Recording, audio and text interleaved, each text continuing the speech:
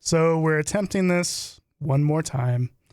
Change some settings. I'm hoping that the audio is fixed. Mostly this is just a test to see if my audio is fixed. And it's supposed to be a drink with Nick. And I haven't even drank like 1/5 of my beer. So I figured I will hang out long enough to see if the audio is fixed and to drink my damn beer. It's what we're here for. So guys, please let me know when you show up, if we have anybody show up, if my audio is working properly. I am back. Hello, Annalise. Fixed. Good. Thank God. So yeah, it was just, I needed to change the sample rate. I needed to change the sample rate of my audio, which it never changed. I don't know why I needed to fix the sample rate of my audio. Seems kind of stupid because I never changed it to anything else. So yeah, how are you guys doing? Do we have any Pacific Northwest peoples in the house? And do you live near the fires? If so, please let me know how things are where you're at. I'm paying a little closer attention to the chat room this time. The last feed was probably the most random feed ever. Just watch Nick edit in silence. That's a good time. Yeah, so now finish the image. Maybe I will. Who cares? I don't. I am not a pro. Dude, I'm struggling hard. Yeah, great audio. Should drink a 6-pack. Well, I'm going to at least drink this beer because I've only drank the neck so far. So excuse me while I drink some of my beer that I'm here to drink in the first place. Yeah, so it looks like we do have some people down in Oregon, Portland, Oregon, Vancouver, BC. Yeah, so air quality is just awful right now. All the wind is shifted, and now outside we can't even see the sun. I know there's people that have it a lot worse than us, but it says something when you live, hundreds of miles away from these fires and you still can't breathe when you go outside. Hello from Bend, Twin Falls, Idaho. The smoke sucks. Yes, it does. Greeting from Wales. How's the air quality over in Wales right now? I was talking to Mass Peter Iverson today, I think, and he said that they're actually getting smoke particulates in the air over in Denmark, which is just nuts. Once that smoke gets up in the atmosphere, it's going to circle the globe. And as massive as these fires are, it's a big deal. I bet the forests that are burning right now, they're not ever going to be the same in my lifetime. And that is so depressing. In the super grand scheme of things, it's not that big a deal. Nature is going to do what it's going to do, and it'll be just fine. Well, hundreds of years later. But from a selfish point of view, that area was really pretty, and it really sucks that it's all so devastated. And not to mention, all the lives that are being messed up right now. I know of at least 2 entire towns that burnt down. We had a town here in Eastern Washington that's just gone. Like, I think it was something like 85-90% of the buildings in the town are wiped out. That is a big deal, and I know of a lot of the Australians that are following all of this. They're like, yeah, how's it feel? Because Australia had such a brutal year last year with wildfires. And it seems like every year the wildfires in the western part of the United States get worse and worse and worse. I'm not a scientist. I don't know if it's all, climate change. I know there's a lot of rumors about, arson, and as much civil unrest as there is right now, you can't really rule that out. In these times, you really don't know what to believe. But the one thing that I do know is that it sucks. It's depressing. And especially for somebody that finds their escape by going outside, I can't even do that right now, not healthily. I can't.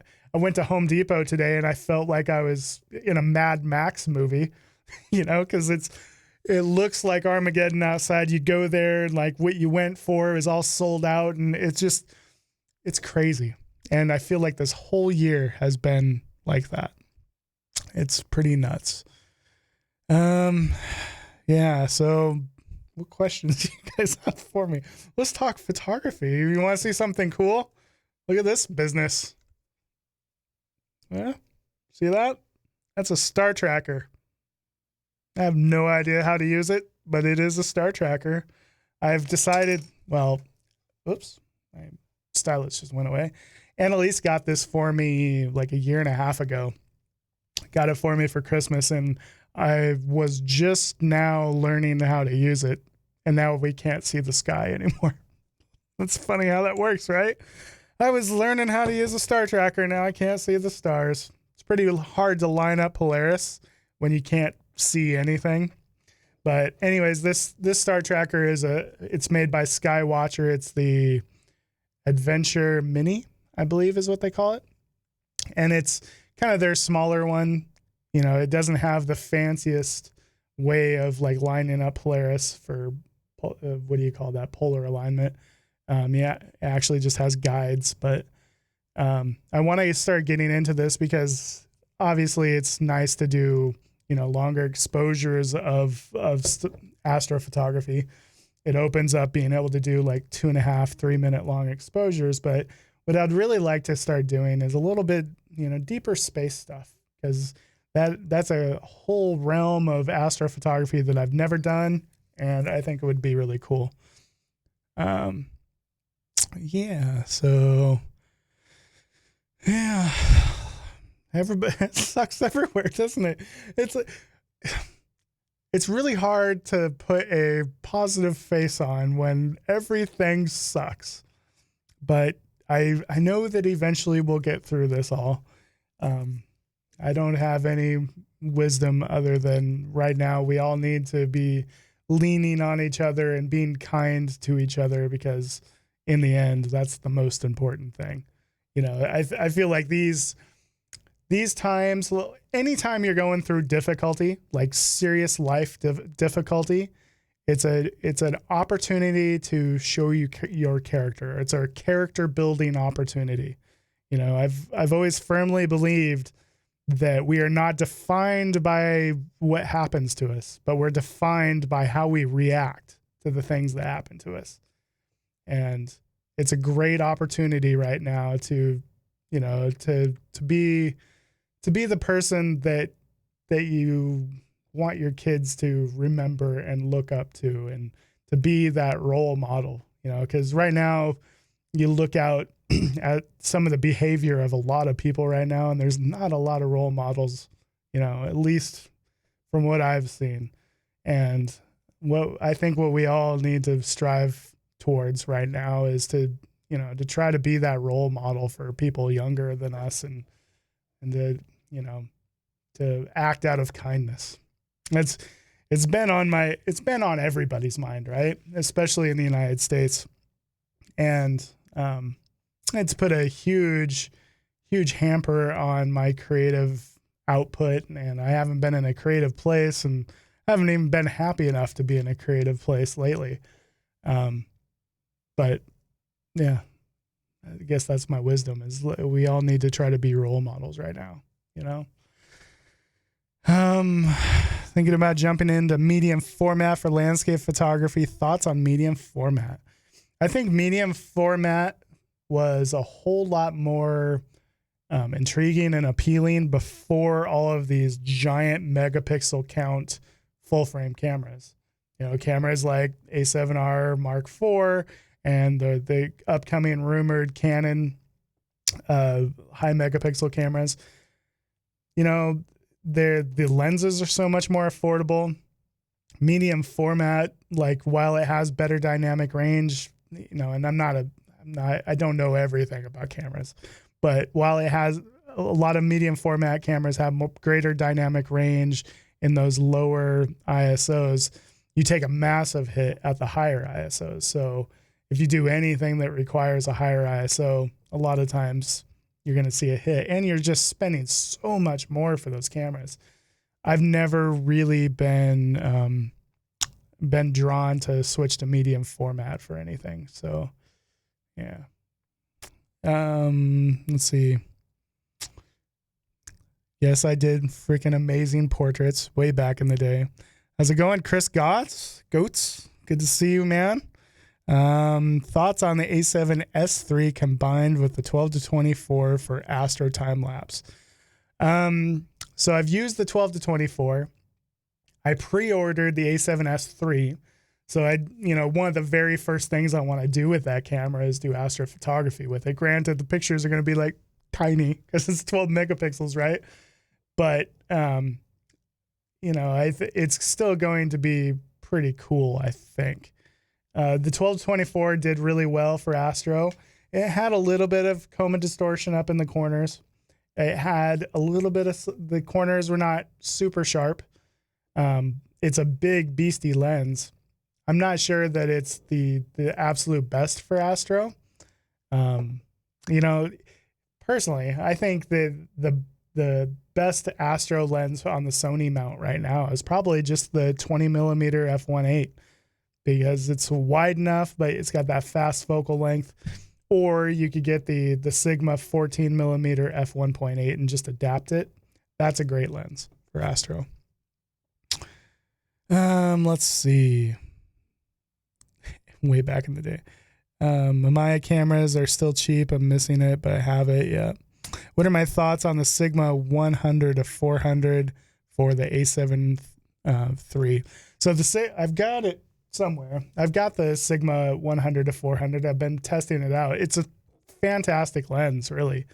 The only times that I've noticed a difference between that and my Sony is the focusing speed for like birds in flight, that kind of thing, seems a little unreliable. Like sometimes you'll get that weird thing where you'll be trying to focus on something and the focusing will just like freeze up, kind of stop.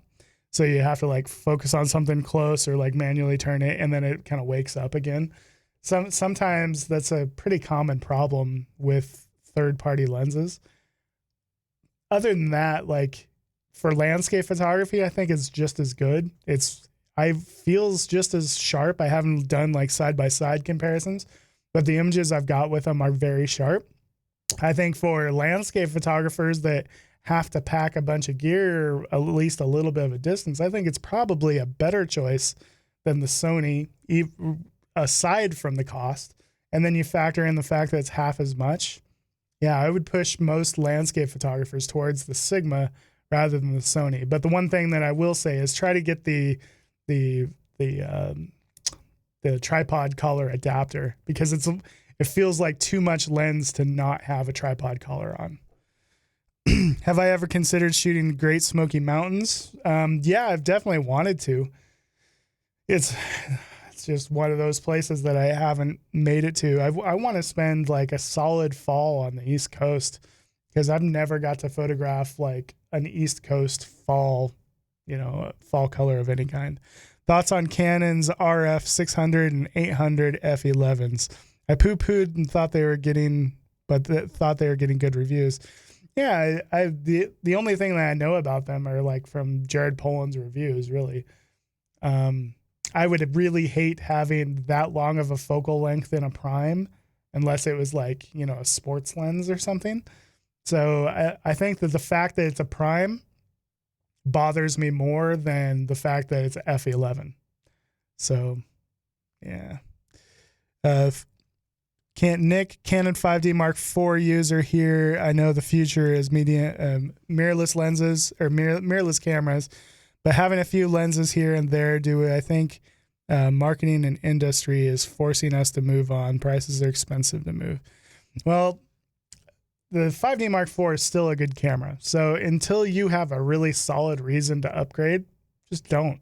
The 5D Mark IV is already not going to be selling for as much used as you would like. So you might as well just hang on to it. And honestly, the R5 is a good camera. is it better than the 5D Mark IV? It's like a little better, but it's not like mind-blowingly better unless you're a portrait photographer and you never have to move a focus point again. I think mirrorless makes the biggest difference for video shooters and portrait shooters. Like if, with my Sony cameras, one of the biggest reasons I switched was the fact that I'm trying to like do video and photo, and it was really nice to have smaller cameras for one, because if I have to pack twice as many of them, they might as well be a little smaller. And I have a video camera that will use all the same lenses as my stills camera. And I just couldn't do that with Canon. I was using like DSLR and a little M6 or whatever. But if I was photos only as a landscape photographer in the Canon system, I don't think that the R5 is better enough, really, unless you're just ready for something different, something new.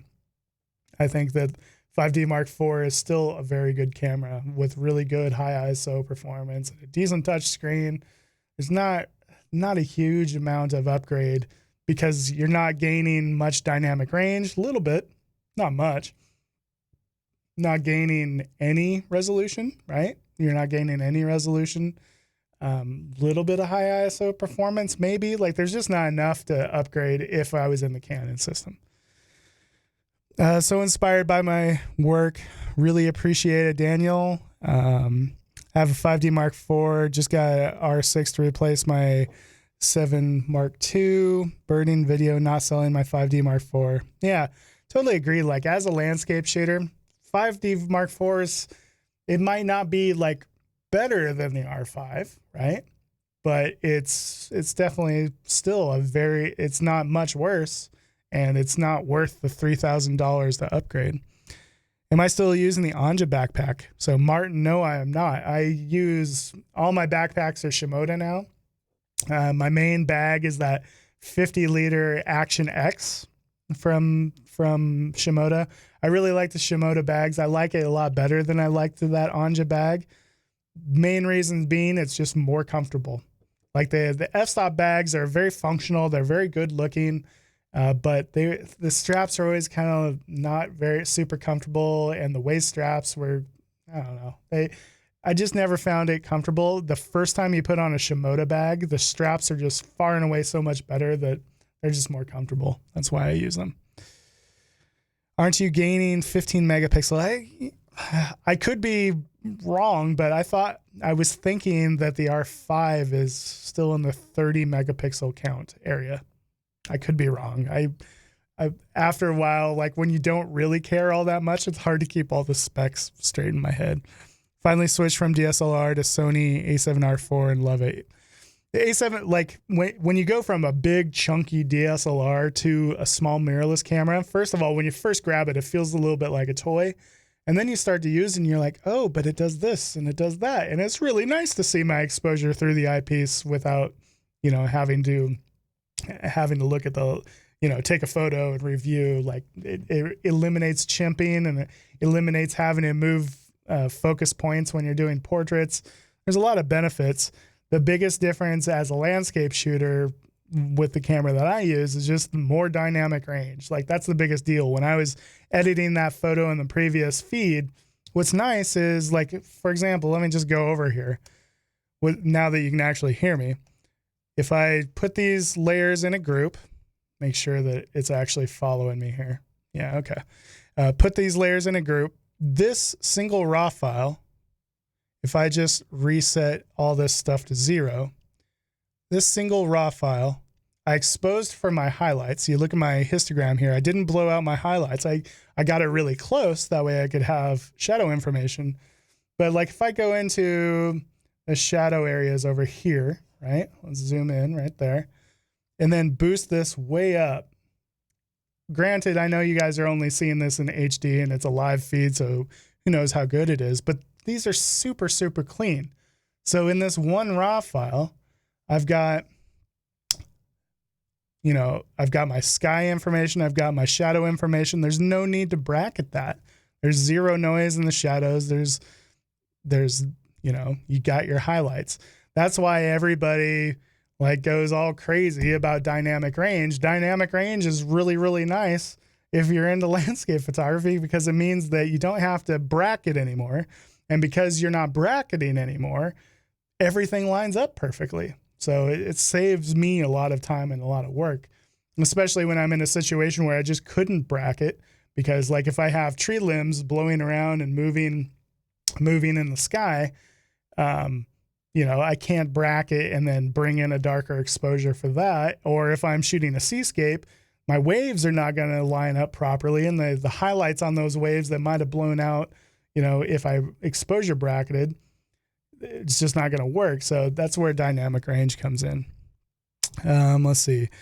Is it normal to get chromatic aberration along the edges of fog when shooting into a sunrise?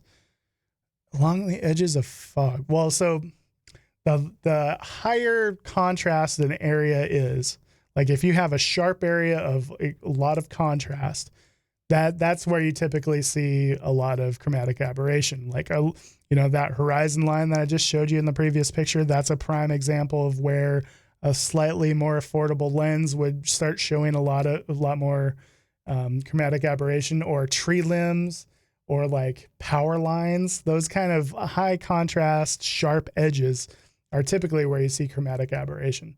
And all lenses have a little bit of it. The really expensive ones have less. And that's part of why they're more expensive, is to get rid of stuff like that.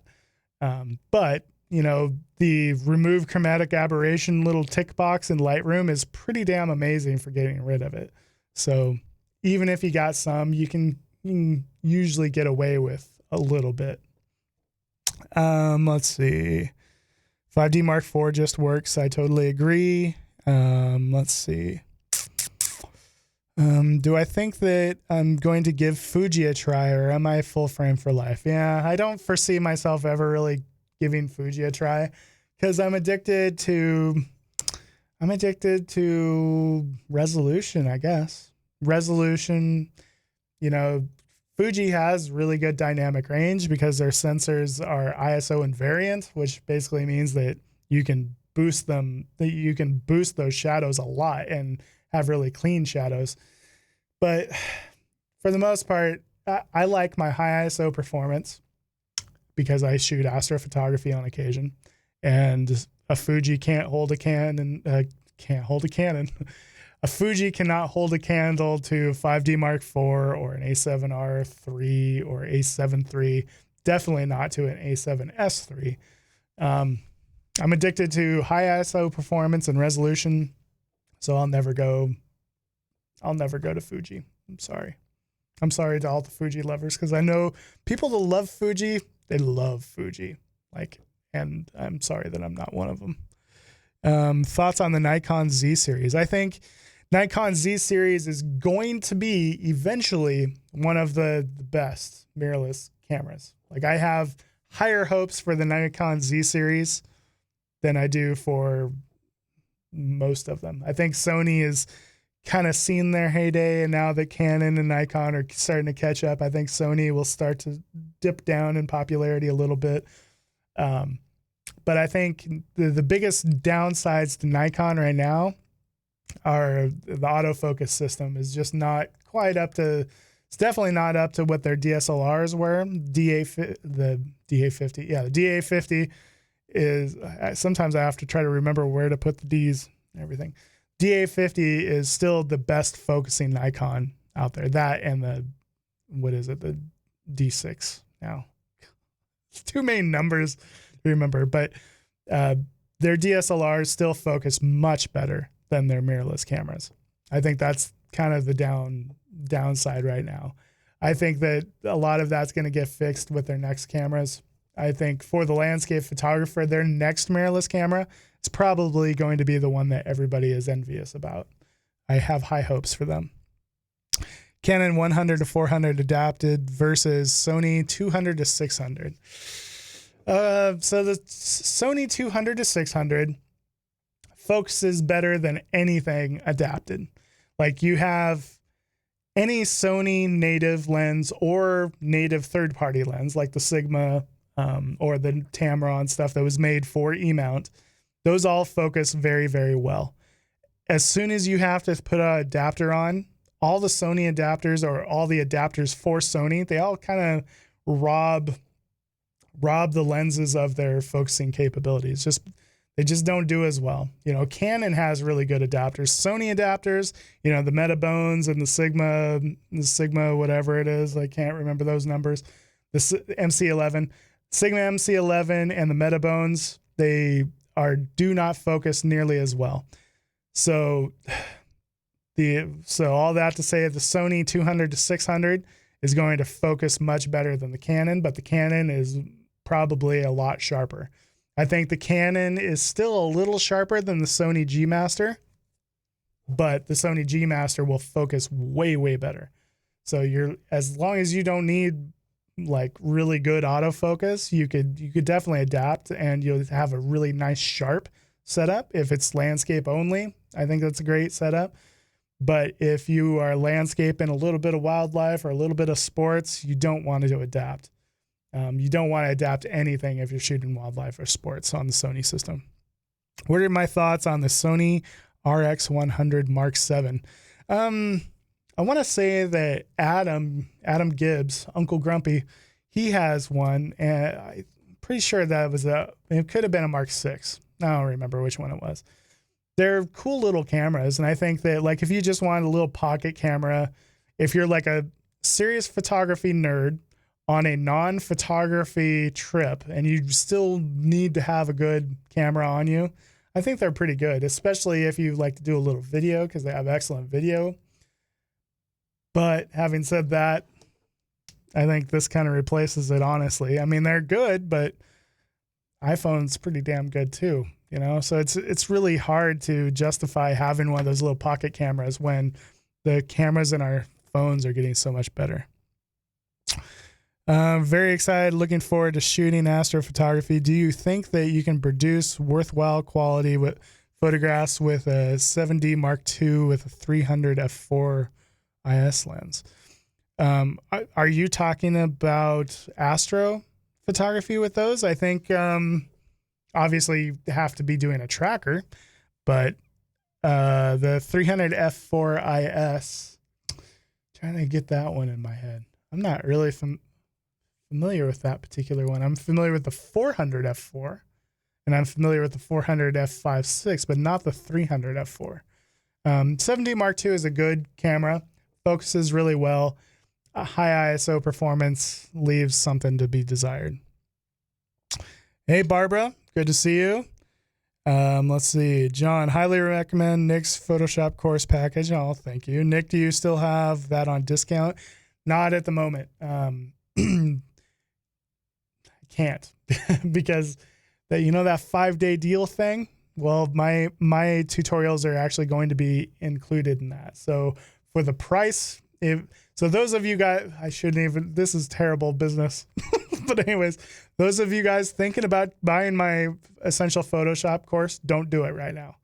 Because in October, those tutorials are going to be part of the 5-day deal. And so for the price of my tutorials, you can get my Essential Photoshop for landscape photography with all of the 5-day deal stuff as well. So I think the 5-day deal stuff is $89. My tutorials normally sell for like $89, $90, somewhere in there. So if you're thinking about buying my course, you should wait because you can buy my course for that price plus get like 100 other tutorials. So you might want to wait on that. Let's see. I have a Sony a7 III. Should I go with the Sony 70 to 600? Probably a 70 to 200 or the 100 to 400. Definitely. So between those two, I would push you towards the 100 to 400. I have the Sony 70 to 200. It's a fantastic lens, but for landscape photography, you really want that extra reach, I find.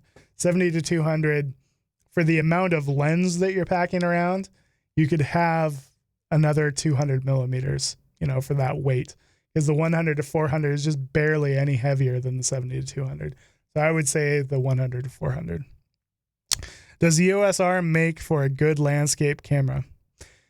Yeah, it probably does, because the things that it's lacking, you know, it doesn't have image stabilization or IBIS, It doesn't have dual memory card slots. Not really a deal breaker. What else doesn't it have? Doesn't have the world's best autofocus system. But what it does have is it has a really nice sensor. It has really nice flip touch screen. Everybody that I've known that has that camera actually really likes it. I think that you don't have the amount of resolution and sharpness and dynamic range, but if you're in the Canon system and you don't already own a 5D Mark IV, yeah, the EOS R is a pretty good camera. Would like to chat with me further about the Sigma? Oh, not with me, somebody else. Let's finish the image, Nick. That's all you're here for, isn't it? Yeah.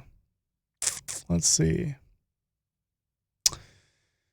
Thanks for the honesty. Everything about shooting Nikon. Like, honestly, I used to be more drawn to Nikon than I am currently because I kind of feel like Sony has a leg up on them at the moment. But back when I was a Canon shooter, I always felt like the DA50 was a much better camera than the 5D Mark IV. Just, got more resolution and better, it's just a really good camera. The thing that I never liked about Nikon cameras is the menu systems. I learned on a Canon, and once you learn that way and then you go to use an Nikon, you're just like, why did they put that there? And why did they put this function in this menu? Like, doesn't make any sense to me, the menu system. So that's the main thing that makes me not really want to shoot Nikon. Okay, guys, I think it's time for dinner. I managed to drink this much of my beer in that amount of time. I think we need to chug a beer. Hold on a second.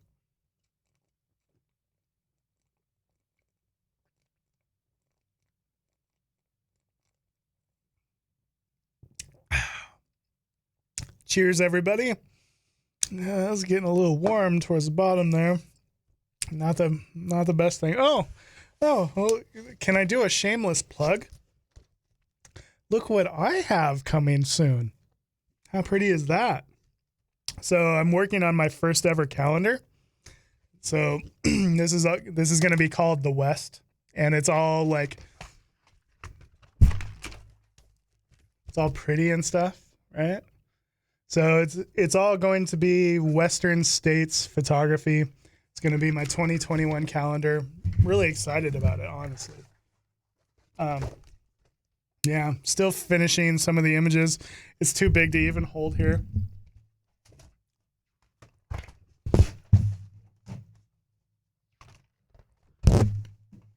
It's pretty, right? Anyways, been working on my calendar. I'm going to do some kind of pre-sale for it. It should be hopefully in the next week or so. I just got to get some of the shipping stuff calculated and figured out.